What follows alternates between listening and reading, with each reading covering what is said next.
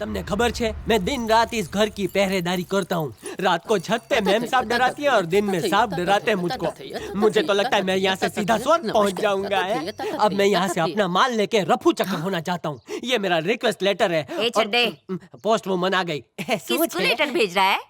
डोसी माँ, मेरे जैसा चिंदी चोर एक महल जैसे घर में आ गया है। आप जैसी रसोई रानी के दर्शन कर लिए हैं। हमें बच्चू छू, इसलिए मैं भगवान को इतना बड़ा थैंक यू बोल रहा था। वाह वाह वाह वाह, तुम्हारा दिल तो एकदम खरे डायमंड जैसा है। फिर ये चोरी जैसा गंदा काम क्यों करता है? सोने की चमक देख के अंधा हो जाता हूँ। कुछ नहीं, आपको जानना है मैं चोर कैसे बना? आप बोलो, मैं बोल कर बताऊँ या एक्शन करके दिखाऊँ? कैसेट का जमाना चला गया, एक्शन कर गांडे। हाँ, मैंने भी यही सोचा। आप कितनी इंटेलिजेंट है। एक मिनट हो। व्हाई आर यू क्लोजिंग दरवाजा? ये डरिए मत, कोई मेरी कहानी चुरा के उसकी फिल्म ना बना दे, इसलिए। ओके ओके ओके, कम कमिंग। आजा ईमानदार, અહીંયા सीट, अपनी स्टोरी सुनाओ। आ गया, एक सेकंड। स्टोरी ज्यादा इमोशनल है। माता जी, एक स्लम डॉग फक्कड़ फैमिली में मैं पैदा हुआ। my God. माँ और 10 भाई बहन, कमाने वाला मैं अकेला। Single earning man. और मेरी माता 24/7 बीमार रहती। भाई बहन निकम्मे, ऊपर से अनपढ़। माँ ने कहा इनकम का सोर्स बढ़ाने के लिए बड़ा कदम उठाओ। पहले मैं घर घर जाके दूध बेचता था, फिर दारू बेचने लगा, लेकिन सोडा जितना पैसा नहीं कमा पाता था। एक बार एक घर में चोरी करते समय आप जैसी एक अच्छी नेक दिल सेठानी मिली। उसके बेटे ने अपने यहाँ नौकर रख दिया। क्या बात है, व्हाट अ कोइंसिडेंस। क्या कहा? कोल्ड यानी जुकाम हो गया? इतना भी नहीं जानता, मतलब दोनों कहानियाँ कितनी मिलती जुलती है ना। दो कहानी जुड़वी बहन है। उसके एक बेटे की नाक पर गुस्सा और मैडम की नाक पर सोने की नथ, सर से पाँव सोने से लदी, ज्वेलरी शोरूम की मॉडल जैसी। वो माता गुस्से में डायन जैसी लगती। Are you indirectly calling me a डायन? डायन होगी आपकी दुश्मन, आप तो देवी हैं। कहाँ वो कहाँ? ऐसी लेडी जिसमें दया ना हो किसी डायन से कम नहीं होती। Now continue. हाँ, एक दिन थोड़ा सा लेट पहुंचा, कुछ 10-12 घंटे। अपनी साइज से ज्यादा गालियां देने लगी। मेरा मूड ऑफ हो गया। मैं सीधा घर गया और घर जाकर मैंने दरवाजे बंद कर दिए। फिर चाकू ढूंढने लगा। मैं डेमो करके दिखाता हूँ आपको। हल्ला मत, यहीं रहना। फिर मैंने ऐसे चाकू उठाया, उस पर भी एक सेब लगा हुआ था। वाओ, बिना खून खराबे के क्राइम शो देखने का क्या मजा हो। फिर सेब को निकाला और स्टाइल से फेंका, फिर गर्दन पे रख दिया। अगर मैं होती ना तो बुढ़िया की गर्दन काट डालती। उससे तिजोरी की चाबी मांगी। बिल्कुल करेक्ट किया हो। क्या मोटी बुद्धि की औरत, तुझसे चाबी मांग रहा हूँ। मुझे फील हो रहा है वो ओल्ड वुमन मैं ही हूँ। अरे कहाँ फंस गया मैं? बात को समझ, तुझसे चाबी मांग रहा हूँ। कैरेक्टर में घुस गया हूँ। एक शब्द बोला तो आर पार करके परमानेंटली सुला दूंगा। इतना भी नहीं पता चाबी तकिए के नीचे छुपाते। ओह, आजकल सेठ लोग चाबियां छुपाने के लिए क्रिएटिव आइडिया ढूंढते हैं। जाके उस चाबी को निकालो और अलमारी खोलो। जो भी हीरे मोती जवाहरात कैश है सब बाहर निकालो। उसके बाद ईमानदार भद्रेश 1008 बार बोलो। खजाना मिलेगा ना मुझको? क्या जोक मारा?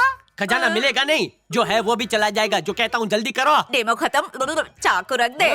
करके मुझे यहाँ गुस्सा मत दिलाओ। इस चाकू को पकड़ो।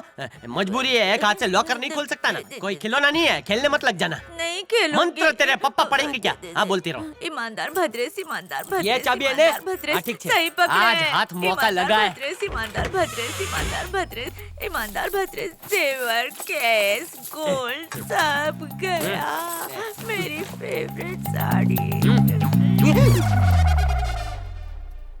अबे पिक्चर समझायू? उस दिन मैं चोरी करके जा रहा था तो उसका बेटा ऐसे ही स्टाइल में खड़ा था, लेकिन उसका बेटा ऐसा सुपर हीरो नहीं था ना। फिर मैंने उसको धक्का मारा और ये कहानी खत्म होती है। नमस्ते, आओ जो। मम्मी बताओ ने, ये एक नाटक था। अबे तू 35,000 की साड़ी अंदर रख।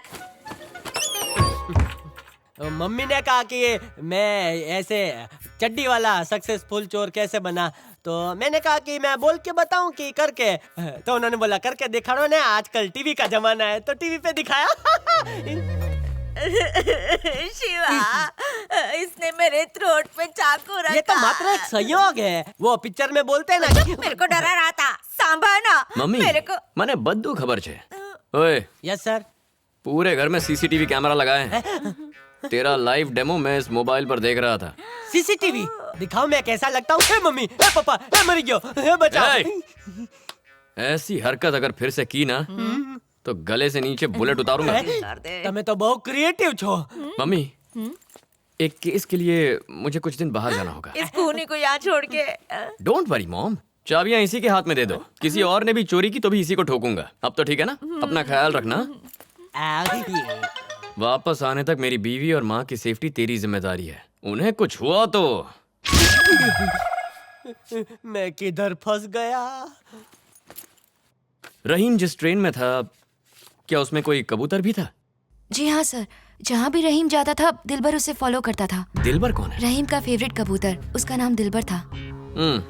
वो दूसरे कबूतरों से कहीं ज्यादा समझदार था और हर साल पिजन टूर्नामेंट में वो हमेशा फर्स्ट प्राइज जीतता था। वैसे ये पिजन टूर्नामेंट क्या है? कबूतर पालने वाले लोग अपने पक्षियों को एक एनुअल रेस में उतारते हैं। इस रेस को होमिंग पिजन कहा जाता है। हर पार्टिसिपेंट रेस में 5 से 10 कबूतर उतारता है। रेस से ठीक एक दिन पहले इन सभी कबूतरों को पिंजरों में रखकर ट्रक या ट्रेन से रेस के लिए लाया जाता है।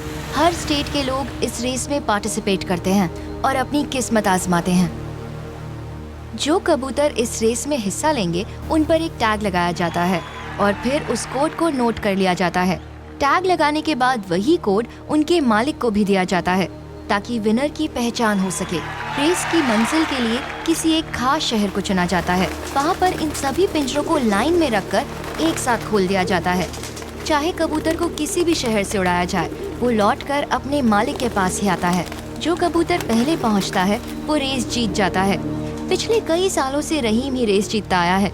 जितनी ट्रेनिंग वो अपने कबूतरों को देता, उससे कहीं अधिक वो उनसे प्यार करता था। उसका फेवरेट पिजन था दिलबर, पिछले 3 सालों का विनर। अगर जीत नहीं सकता तो काय को रेस में हिस्सा लेता है? कबूतर उड़ाना तेरे बस की बात नहीं है। तू जाके मच्छर उड़ा। तू ऑस्ट्रेलिया से, हंगरी से दुनिया के महंगे से महंगे कबूतर मंगाता है, लेकिन जीतता वो 2 कौड़ी का बिरयानी वाला है। कुछ सोचो जाकिर। हमें हर हाल में अगले साल कबूतर रेस जीतनी होगी। जीतना कैसे है वो तुमको देखने का है। सिर्फ बंगला प्रॉपर्टी से किसी का रुतबा नहीं बनता, जीतने से बनता है। जीतने वाले को कितना पैसा मिलता था? 50,000 कैश और 10 ग्राम गोल्ड। अगर रहीम का कबूतर मुझे कुछ बताना चाहता है तो वो जरूर मेरे पास आएगा। सत्या, सत्या, क्या हुआ माँ, क्या बात है? चैनल से कॉल आया था कि मुझे शूटिंग के लिए आउटडोर जाना है। मैंने हाँ भी कह दिया, लेकिन अचानक उन लोगों ने लोकेशन चेंज कर दिया और ऊटी कर दिया। अब मैं ऊटी कैसे जाऊँ? मुझे 4-5 दिन बाहर रहना पड़ेगा। वो क्या है ना, मेरे को अकेले जाने को डर लगता है। अब तू ही मेरे को सजेशन दे ना, क्या ये तो करूं? बहुत ग्रेट न्यूज़ है, आपको जाना चाहिए। तुम्हें तो ये ग्रेट न्यूज लग रही है, लेकिन तुम यहाँ अकेली कैसे रहोगी? मैं तो अकेला रह लेगा मम्मी जी। क्या आप अकेला जा पाएंगे? मैं अकेली कहाँ हूँ, शूटिंग वाले साथ में ना। मैं भी अकेला कहाँ रहेगा, घर में और लोग भी तो रहेंगे। कौन? मिस्टर ईमानदार एंड कंपनी। अरे वाह, तेरा दिमाग तो बहुत शार्प है। अपना ख्याल रखना हो। जाओ एंजॉय करो। तांडव कैसा भूत जैसा डराता है रे। क्या जय श्री करूं, कृष्ण। इस खूबसूरत हुलिये में पहचान नहीं पाया। मैं बहुत ब्यूटीफुल लग रही ना। डायनासोर अपने अंडे ऐसे घोंसले में देते होंगे ना? गधेड़ा कहीं का। अमेरिका से भी लाई हूँ। तेरे को क्या मालूम, लो ग्रेड आदमी, कामचोर। देख मेरी बहू कितनी हिम्मत वाली है। तू तो मेरे को देख के डर गया। क्या बताऊं, आपने उन्हें बीड़ी पीते देखा नहीं है ना, इसलिए। बीड़ी? मेरी बहू कभी बीड़ी नहीं पी सकती। तू भी बाहर जाके पीना अगर तेरे को पीना हो तो। हाँ, मेरी बहू का ख्याल रखना और कुत्ते के साथ सो जाना डर लगे तो। किससे डरूं, इस बहू से या इस घर के कुत्ते से डरूं? है मेरा ख्याल रखने के लिए मैं भूतनी से तो नहीं बोलूंगा। मम्मी,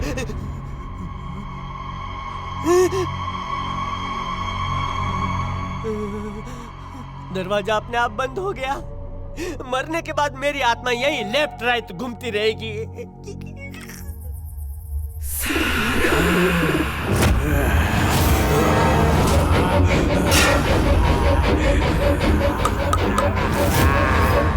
जब मैंने रहीम की माँ से बात की तो उन्होंने बताया कि रहीम मौत के 2 दिन पहले तक काफी टेंशन में था। हाँ सर, अपनी प्रॉब्लम तो मुझे क्यों नहीं बता रहे? खाली फोकट अपना टेंशन तेरे को काय को देगा रे। रहीम के मन में क्या चल रहा था, क्या उसने ये बात तुम्हें कभी नहीं बताई? बहुत जिद करने के बाद उसने अपनी प्रॉब्लम्स मुझसे शेयर की। क्या बताया उसने? रहीम ने एक चोर को रंगे हाथ पकड़ा था। चोर सामान उसके पास छोड़कर वहाँ से भाग गया था। सामान क्या था और किसका? उसने कभी मुझे बताया ही नहीं, बस वो असली ओनर को ढूंढना चाहता था। मतलब रहीम के पास कुछ चोरी का सामान रखा था।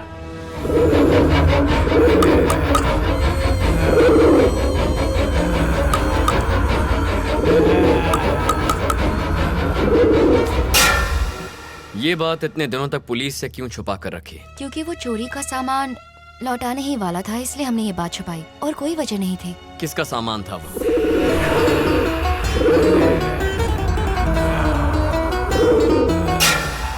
कहाँ रहता था?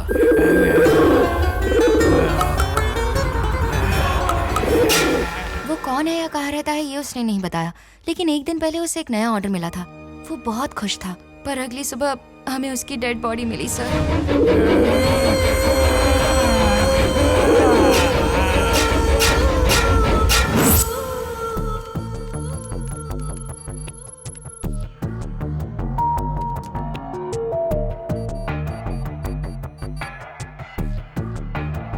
सर, रहीम जिस कंपार्टमेंट में चढ़ा, ब्लाइंड पर्सन के अलावा दूसरा कोई नहीं चढ़ा। अगला स्टेशन प्ले कीजिए। सर, ये रात की लास्ट पैसेंजर ट्रेन थी। इसमें सिर्फ 20 पैसेंजर्स ही थे। Next station. सर, आखिरी स्टेशन आने तक ना ही उस डब्बे में कोई चढ़ा और ना ही कोई उतरा। कंपार्टमेंट में जो ब्लाइंड पैसेंजर चढ़ा था, किसी न किसी स्टेशन पे तो उतरा होगा। कहीं रास्ते में तो नहीं गिर गया? हाँ हाँ, अभी पता करते हैं। आप गाड़ी को आगे चलो। ठीक है, मैं चेक करता हूँ। हाँ। सर, वो अंधा आदमी किसी भी स्टेशन पे नहीं उतरा। तो उसके उतरने की कोई फुटेज नहीं है। फर्स्ट स्टेशन का फुटेज फिर से चलाना। वो S7 कोच में चढ़ा था सर। रहीम का कंपार्टमेंट नंबर क्या था? S5। रहीम जिस जगह से नीचे गिरा उसके अगले स्टेशन की फुटेज दिखाना।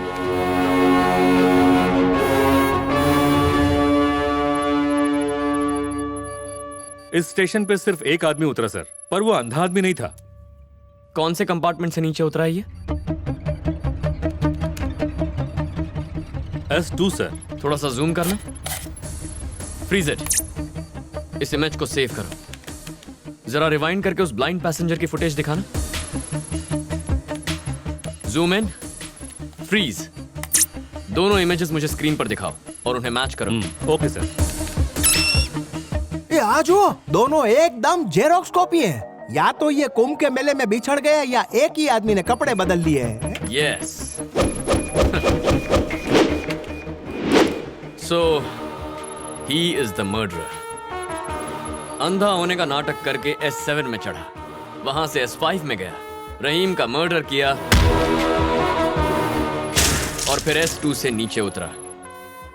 इस महाशय की जन्म कुंडली निकाल